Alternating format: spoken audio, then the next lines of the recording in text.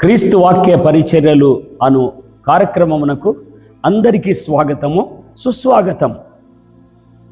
దేవుని వాక్యమును అంగీకరించు అనే మాట ముందు ఎపిసోడ్లో చూసాము.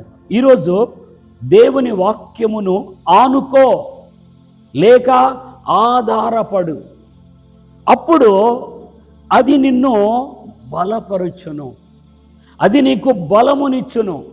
ఎప్పుడైతే నీవు అలసిపోయావో, ఎప్పుడైతే నీవు సొమ్మసిల్లావో, ఎప్పుడైతే బలహీనంగా అనిపించిందో, అప్పుడు ఈ మాటను నీవు ఆనుకుంటే ఇది నీకు ఎక్కడ లేని బలమును నీకు దయచేయును. కనుక ఇప్పుడే బలహీనుడవైన ఎడల, ఇప్పుడే అలసిపోయిన వాడవైన ఎడల, ఇప్పుడే ఈ మాటనుకు మీద ఆధారపడు, దీనిని ఆనుకో, బలవంతుడవు కమ్ము. దేవుడు నీకు సహాయము చేయునుగాక.